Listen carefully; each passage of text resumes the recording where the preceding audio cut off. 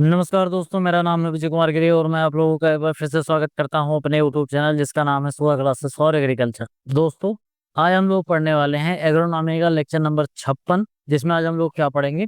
रोज के तरीके से 10 क्वेश्चन पूछूंगा, उनसे रिलेटेड जितने भी क्वेश्चन बन सकते हैं उनके बारे में डिटेल में बताऊंगा।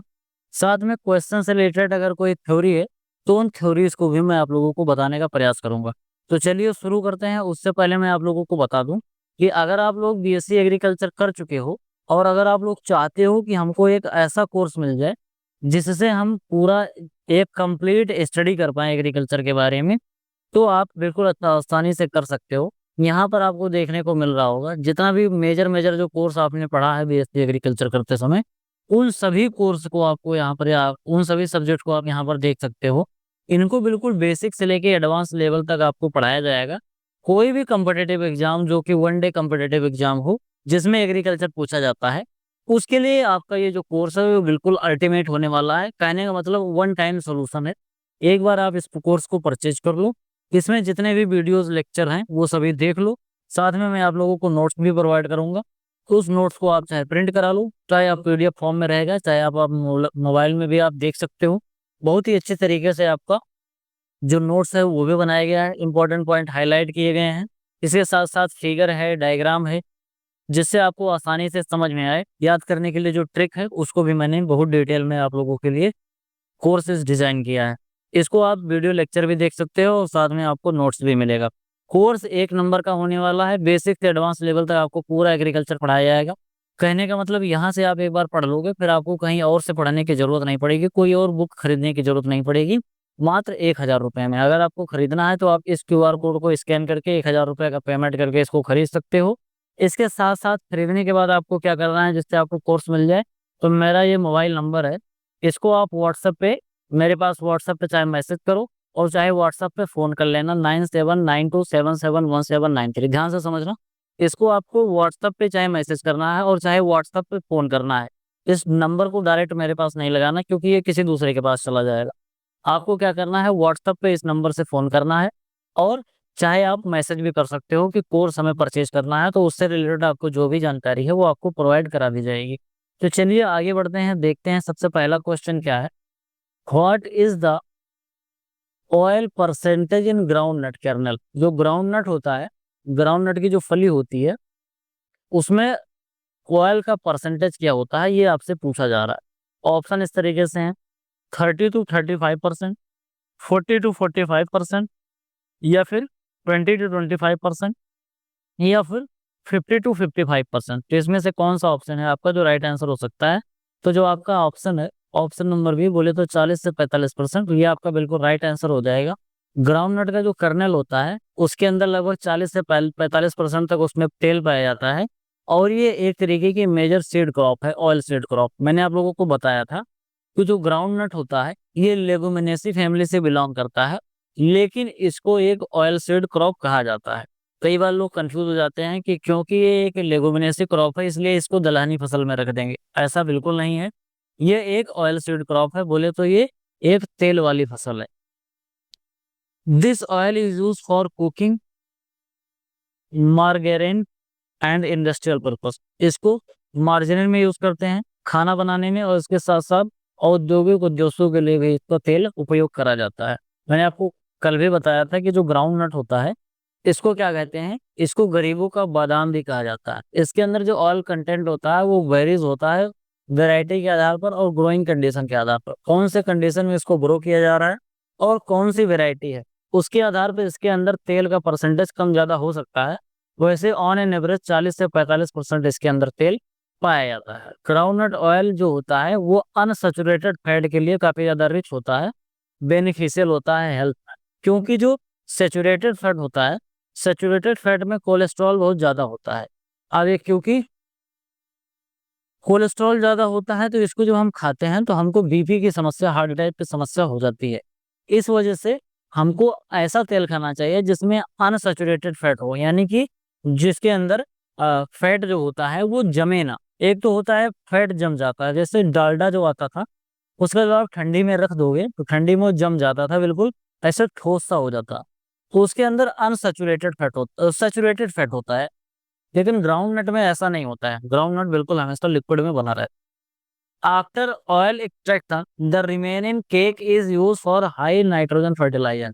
इसकी जो खली होती है, मूंगफली की जो खली होती है, ये नाइट्रोजन का काफी अच्छा स्रोत होती है, तो इसको नाइट्रोजन फर्टिलाइजर के रूप में भी हम यूज कर सकते हैं। What is the nitrogen percentage of groundnut oil cake? Groundnut का ऑयल केक होता है, उसमें नाइट्रोजन का परसेंटेज कैसा होता है?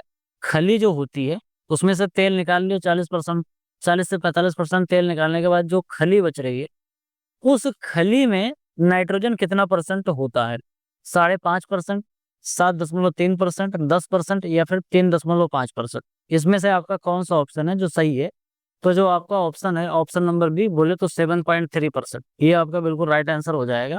ग्राउंड नट का जो ऑयल कोक होता है उसमें 7.3% नाइट्रोजन होता है, जिसकी वजह से इसको एक वैल्यूएबल फर्टिलाइजर माना जाता है।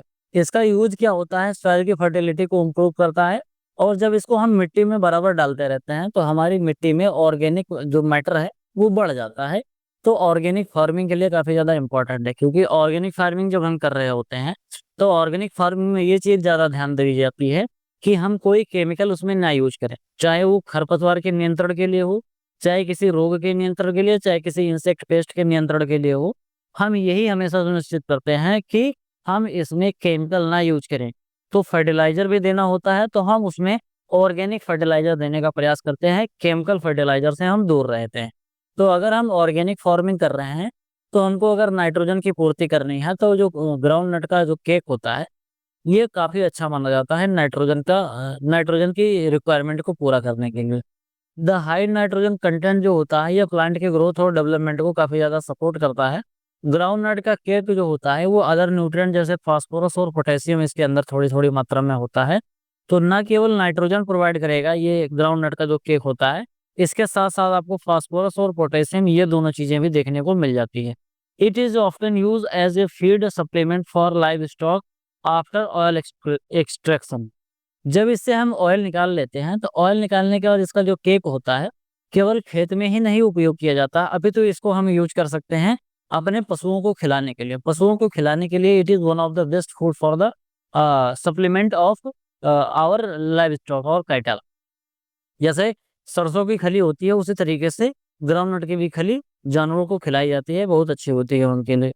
What is the best soil type of groundnut production? Groundnut के प्रोडक्शन के लिए कौन सी सॉइल सबसे अच्छी होती है?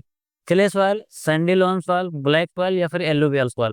Which of the soil is very favourable for the cultivation of groundnut?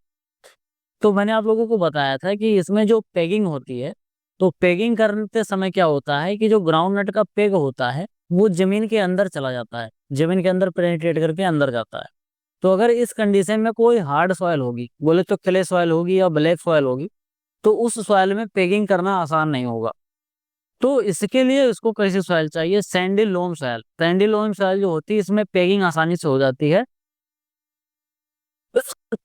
और जो पेग होता है वो बहुत ही आसानी से मिट्टी के अंदर चला जाता है, जिसमें फलियां बहुत अच्छी बनती हैं। मैं आप लोगों को बता दूं, एक जनरल टर्म होता है, कोई भी ये रूट वाली क्रॉप है, यानी कि कोई ऐसी क्रॉप है जिसमें जो हमको फल मिल रहा है, जो इकोनॉमिक हमको प्रोडक्ट मिल रहा है, अगर वो मिट्टी के अंदर हो रहा है तो हमको ये सुनिश्चित करना चाहिए कि हमारी जो सॉइल है वो थोड़ी सी सैंडी नेचर की हो, सैंडी सॉइल। क्योंकि सैंडी सॉइल थोड़ी सी लूज सॉइल होती है, तो इसमें जमीन के अंदर जो चीज का ग्रोथ होनी होती है वो आसानी से हो जाती है। जैसे आप एक बार ध्यान से सोचो, अगर मान लो आपने क्ले सॉइल में मूली की खेती कर दे, तो क्योंकि मूली जमीन के अंदर रहती है और उसको ग्रोथ करने के लिए जमीन को फाड़ना पड़ता है।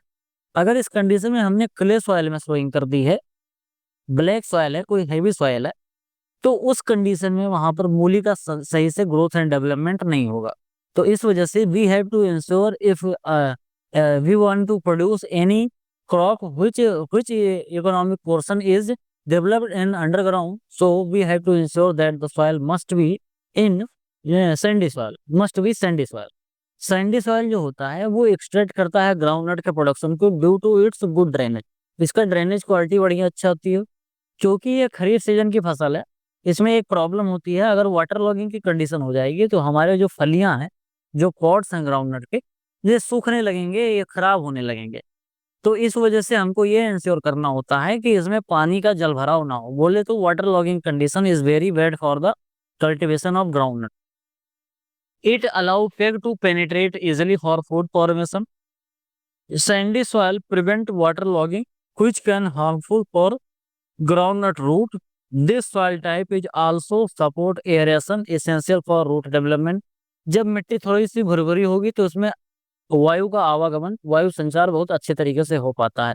किसान अक्सर बेहतर मूंगफली की पैदावार के लिए हल्की बनावटी वाली मिट्टी चुनते हैं। बोले तो ऐसी मिट्टी जो लाइट टेक्सचर सॉइल होती है। लाइट टेक्सचर सॉइल बोले तो जिसमें सैंड, सिल्ट और क्ले, जिसमें क्ले की मात्रा कम हो, तो सैंड और सिल्ट की मात्रा थोड़ी सी ज्यादा हो, तो इस टाइप की मिट्टी ग्राउंडनट के लिए काफी अच्छी मानी जाती है।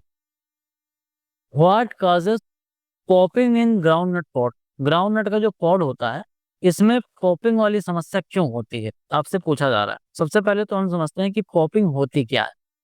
पॉपिंग होती है, ऑप्शन आपके इस तरीके से, nitrogen deficiency, calcium deficiency, iron deficiency या फिर पोटेशियम डेफिशिएंसी। तो इसमें जो आपका राइट आंसर है वो है आपकी कैल्शियम डेफिशिएंसी। कैल्शियम की कमी से पॉपिंग होती है। पॉपिंग होती है कैसे? जैसे मान लो कि हमारे पास ये ग्राउंड नट है, ठीक, हमने ये ग्राउंड नट बना दिया। अब इसमें ऐसे 3 फल होने चाहिए थे, क्या इसमें मूंगफली के 3 बीज होने चाहिए, लेकिन ये 3 बीज ना होके 2 बीज हो जाएं इतने बड़े में, या फिर आपको ऐसा देखने को मिले कि कोई बीज ही नहीं है, बोले तो इसमें बीज ही नहीं रह गया, तो इसको हम क्या बोलते हैं? पॉपिंग बोलते हैं। तो पॉपिंग ग्राउंडनट में कब होता है कि जब पॉड फुलफिलमेंट अच्छे से नहीं हो पाता है। और ये कब होता है? ये कैल्शियम के डिफिशियंसी से होता है। कैल्शियम जो होता है काफी इसेंशियल होता है पॉड फॉर्मेशन के लिए और कर्नल के डेवलपमेंट के लिए। कर्नल इसको कहते हैं, तो कर्नल के डेवलपमेंट के लिए और इसके अंदर जो फलियां बनती हैं उसके लिए काफी ज्यादा जरूरी होता है कैल्शियम। तो अगर इसकी कमी पाई जा रही है तो हमको क्या करना है? लगभग 250 kilogram gypsum per hectare, flowering के लगभग 30 दिन, प्री फ्लावरिंग, फ्लावरिंग से पहले और बुआई के 30 दिन के अंदर अंदर ही हमको इसको डाल देना चाहिए। सबसे अच्छा तो ये होगा कि कैल्शियम की हम कैल्शियम अपने खेत में तभी मिला दें जब हम सोइंग कर रहे हों, ठीक, सोइंग के टाइम पर ही कैल्शियम डाल दें। अगर हमको ये समस्या देखने को मिल रही है कि हमारी मिट्टी में कैल्शियम की कमी है तो। Calcium deficiency also affect overall yield and quality. अगर पॉपिंग होने लगेगी तो एक तो यील्ड घट रही है और दूसरी इससे क्वालिटी भी खराब हो जा रही है। अगर किसी ने मूंगफली खरीदते समय उसको फोड़ के देखा और उसमें आपको दाने नहीं मिले तो फिर वो लोग खरीदेंगे नहीं, कि उसकी मार्केट वैल्यू घट जाती है। Soil testing before planting help identifying in the correct calcium level. जब हम सॉइल टेस्टिंग कराते हैं तो हम जान पाते हैं कि हमारी मिट्टी में वास्तव में कैल्शियम लेवल किस तरीके से है और इसको सही करने के लिए हमको कितना कैल्शियम अपने खेत में डालना पड़ेगा।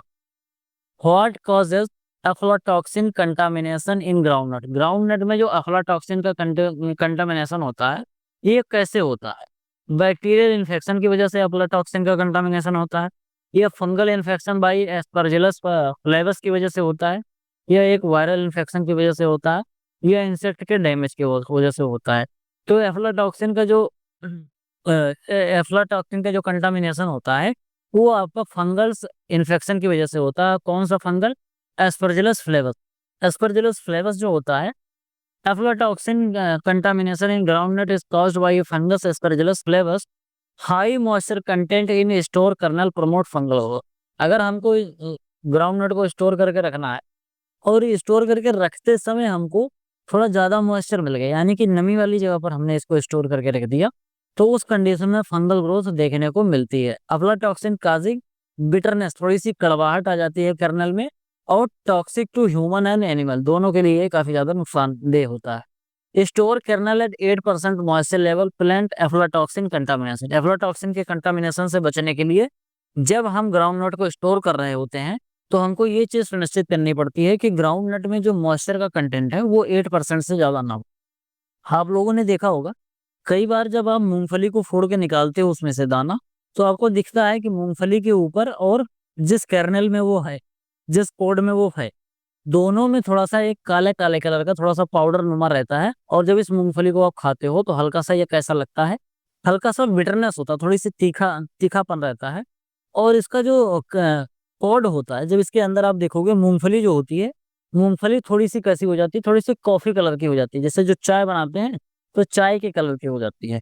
तो ये क्यों होती है? क्योंकि मॉइस्चर कंटेंट ज्यादा हो गया था तो उसमें फंगस का डेवलपमेंट हो गया था। ये काफी ज्यादा हार्मफुल होता है। Regular drying and proper storage practice are essential for the its management. इसके मैनेजमेंट के लिए ये चीजें हमको करना जरूरी होता है। What is the botanical name of soybean? Soybean का बोटेनिकल नेम क्या होता है? Arachis hypogaea, Glycine max, Brassica species, या फिर फैगोपाया एस्कुलेंटम। फागोपायरा, हाँ, एस्कुलेंटम। इसमें से कौन सा आपका जो है वो राइट आंसर हो सकता है? तो आपका जो ऑप्शन है, ऑप्शन नंबर बी, ये आपका ग्लाइसिन मैक्स जो है ये बिल्कुल राइट आंसर हो जाएगा। ग्लाइसिन मैक्स जो है ये आपका सोयाबीन का है बोटेनिकल नेम। एरेचिस हाइपोजिया किसका है ये आपको बताना है, ये ग्राउंडनट का होता है। और ब्रेस्का स्पीसीज ये आपका किसका है? ब्रेस्का स्पीसीज आपका है मस्टर्ड का। आगे बढ़ते हैं, देखते हैं हमारा क्या है। जो ग्लाइसिन मैक्स होता है वो बोटेनिकल नेम है सोयाबीन का, एक मेजर ऑयल क्रॉप होती है। और ये जो बिलोंग करता है, ये किससे बिलोंग करता है? लेगुमिनेसी से बिलोंग करता है। C3 प्लांट होता है और शॉर्ट डे प्लांट होता है। सोयाबीन जो होता है एक खरीफ सीजन की फसल है, तो ये भी आप जरूर याद कर लेना। इसको खरीफ ऋतु में उगाया जाता है। Soybean has a रेसिम inflorescence. इसका इन्फ्लोरेसेंस भी कई बार एग्जाम में पूछा जाता है। तो सोयाबीन का जो इन्फ्लोरेसेंस होता है वो रेसिम होता है। और इसमें फ्रूट जो होता है वो पॉड में बनता है, यानी कि ऐसे फली होती है मटर के जैसे की, और उसी फली के अंदर फिर आपको सोयाबीन के दालें लगती हैं। इसके अंदर लगभग 42% प्रोटीन पाई जाती है और 20% इसमें तेल भी पाया जाता है, making it A nutritional power house. क्योंकि इसमें, अब आप सोच लो कि लगभग 42% इसमें प्रोटीन हो गई और 20% इसमें ऑयल हो गया। इसमें कितना परसेंट आपको इकोनॉमिक प्रोड्यूस मिल रहा है? तो ये काफी ज्यादा इंपॉर्टेंट होता है, बिल्कुल पावर हाउस होता है न्यूट्रिएंट का। 42% प्रोटीन आपको मांस में भी नहीं मिलता है। जो मांस लोग खाते हैं, दूध, मछली, घी, अंडा, ये दूध, मछली और अंडे और ये जो चिकन मटन खाते हैं उसमें भी इतना नहीं होता है। 42% प्रोटीन किसी भी चीज में नहीं होती है। Soybean is known as wonder crop due to its versatility. कहने का मतलब ये है कि इसकी सोयाबीन की बहुमुखी प्रतिभा है, इसलिए इसको हम बोलते हैं वंडर क्रॉप। वर्सटाइल होता है काफी ज्यादा वर्सटाइल होने की वजह से इसको वंडर क्रॉप भी बोला जाता है। कई बार एग्जाम में पूछा जाता है कि वंडर क्रॉप के नाम से किसको जाना जाता है? तो आपका जो सोयाबीन है इसको हम क्या बोलते हैं? इसको वंडर क्रॉप के नाम से भी जाना जाता है। What is the origin place of soybean? Soybean का ओरिजिन क्या है? ब्राजील है, चाइना है, इंडिया है, या फिर यूएसए है? तो आपको बता दूं कि इसका जो ओरिजिन प्लेस है वो क्या है? चाइना है। चाइना में इसका ओरिजिन प्लेस है। लेकिन जो यूएसए है, वो यूएसए इसका क्या है? हाईएस्ट प्रोड्यूसर है। तो प्रोडक्शन सबसे ज्यादा कहाँ होता है? अमेरिका में होता है। और ओरिजिन प्लेस क्या है? चाइना है। उसी तरीके से मेज जो होता है, मेज का जो ओरिजिन प्लेस है वो यूएसए होता है या मैक्सिको होता है। और सबसे बड़ा प्रोड्यूसर जो है वो क्या है? वो अपना है चाइना। तो इस तरीके से ये दोनों आपस में एक दूसरे से उल्टे हो जाते हैं। Soybean originated in China has been cultivated for 5000 साल पहले से।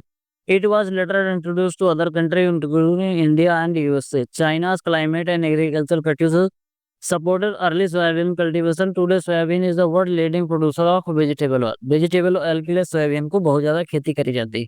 ध्यान से समझना, सोयाबीन भी एक दलहनी फसल नहीं है, सोयाबीन भी एक तेल वाली फसल है। ऑयल सीड क्रॉप में इसको ग्रो किया जाता है, इसको इंक्लूड किया जाता है, जबकि इसकी फैमिली लेगुमिनेसी होती है। It account 50% of global oil seed area and production. पूरी दुनिया में अगर मान लो कि 100 हेक्टेयर पर आपका तेल का उत्पादन हो रहा है, तो उसमें से आपका 50 हेक्टेयर तो केवल और केवल सोयाबीन ही होगा। तो इस वजह से आप ऐसे अंदाजा लगा सकते हो कि सोयाबीन कितनी ज्यादा इंपॉर्टेंट फसल होने वाली है। आगे बात करते हैं। Which state in India has the highest soybean production? Bharat के कौन से स्टेट में सोयाबीन का प्रोडक्शन सबसे ज्यादा होता है? राजस्थान, महाराष्ट्र, मध्य प्रदेश, या फिर आंध्र प्रदेश? तो सोयाबीन का जो प्रोडक्शन होता है वो अपना मध्य प्रदेश जो है यहाँ पर सबसे ज्यादा होता है। Madhya Pradesh leads in soybean production in India followed by Maharashtra. पहले नंबर पर क्या है? पहले नंबर पर मध्य प्रदेश है और दूसरे नंबर पर महाराष्ट्र है। The state's black soil and monsoon climate are ideal for soybean growth. मैंने बोला था कि ब्लैक सॉइल इसको होना चाहिए इसके लिए, और इसके साथ साथ मानसून वाली क्लाइमेट बोले तो खरीफ सीजन, ये दोनों चीजें इसके लिए काफी ज्यादा जरूरी होती है। मेजर सोयाबीन प्रोड्यूसिंग डिस्ट्रिक्ट जैसे उज्जैन है, इंदौर है और देवास है। ये 3 डिस्ट्रिक्ट ऐसे हैं जहाँ पर ज़्यादा खेती इसकी करी जाती है Madhya Pradesh. Madhya Pradesh contribute significantly to India soybean oil industry. Farmer in MP use varieties like Barag and Shilajit for high yield. Barag और शिलाजीत नाम से जो वैरायटी आती है सोयाबीन की, इसको मध्य प्रदेश के किसान ज्यादा ग्रो करते हैं। अगला है, what is the protein content in soybean. Soybean में प्रोटीन कंटेंट कितना होता है, तो इसके बारे में अगर हम बात करें तो सोयाबीन का जो प्रोटीन कंटेंट होता है 30%, 42%, 20% या फिर 50% था। तो अभी मैंने थोड़ी देर पहले बताया था कि सोयाबीन में जो प्रोटीन होता है वो 42% होता है, ऑयल 20% होता है। सोयाबीन में 42% प्रोटीन होती है, जो कि वेजिटेबल प्रोटीन काफी अच्छी प्रोटीन होती है। It provide approximately 60% of the world vegetable protein supply. 60% जो प्रोटीन की सप्लाई होती है पूरी दुनिया में वो सोयाबीन से ही होती है। सोयाबीन जो प्रोटीन होता है उसमें लाइसिन बहुत ही अच्छी मात्रा में पाया जाता है, जो कि एक एसेंशियल अमीनो एसिड होता है। It is widely use for food products like tofu. Tofu बनाने में सोया मिल्क होता है, और मीट सब्स्टिट्यूट के रूप में इसको यूज किया जाता है। कई बार एग्जाम में पूछा जाता है कि टोफू प्रोडक्ट किससे बनाया जाता है, तो आपका जो सोयाबीन है उसी से इसको बनाया जाता है। Soya beans high protein content supports nutrient in vegetarian diet. Soybean का जो हाई प्रोटीन कंटेंट होता है वो वेजिटेरियन डाइट के लिए काफी ज्यादा अच्छा होता है। अगर कोई वेजिटेरियन आदमी है उसको प्रोटीन चाहिए तो उसके लिए सोयाबीन काफी अच्छा स्रोत होता है। What is the seed rate of soybean per hectare. Soybean का पर हेक्टेयर सीड रेट कितना होता है, 30 से 40 किलोग्राम पर हेक्टेयर, 70 से 80 किलोग्राम पर हेक्टेयर, या फिर 100 से 120 किलोग्राम पर हेक्टेयर, या फिर 50 से 60 किलोग्राम पर हेक्टेयर। इसमें से आपका कौन सा ऑप्शन है जो बिल्कुल राइट आंसर हो सकता है। तो जो आपका ऑप्शन है, ऑप्शन नंबर बी बोले तो 70 से 80 kilogram per hectare is very favourable for the cultivation of soybean in 1 hectare. Seed rate of the soybean 70 से 80 kilogram hectare for optimum plant population. इसका अगर सीड रेट इंश्योर करोगे तो हमको लगभग 3 लाख से लेके 4 लाख तक के प्लांट मिल जाते हैं 1 हेक्टेयर में। सोयाबीन का जो soybean is sown at a spacing of 45 से 60 से लेके, यानी कि 45 से 60 इसकी प्लांट टू प्लांट डिस्टेंस, और इसके साथ साथ 45 से 60 इसकी रो टू रो डिस्टेंस होती है, और 15 से लेके 20 सेंटीमीटर तक इसकी क्या होती है, प्लांट टू प्लांट डिस्टेंस होती है। ये क्वेश्चन मैंने पिछले लेक्चर में शायद पूछा था आप लोगों से। The sowing depth is 3 centimetre to ensure proper germination. Proper germination के लिए इसकी जो सोइंग करते हैं वो कितने सेंटीमीटर पड़ते हैं, 3 सेंटीमीटर पर इसकी सोइंग अच्छे से हो जाती है।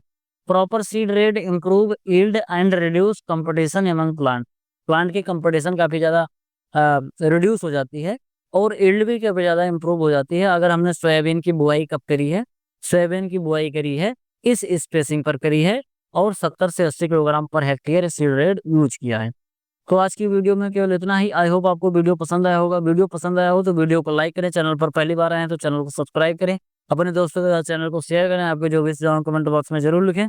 और अगर कोर्स परचेज करना चाहते हैं तो कोर्स को आप परचेज करने के लिए हमारे व्हाट्सएप नंबर पर फोन करके कोर्स से रिलेटेड जानकारी देकर कोर्स को परचेज कर सकते हैं। मिलते हैं किसी दूसरी वीडियो में, तब तक के लिए इजाजत दीजिए। धन्यवाद।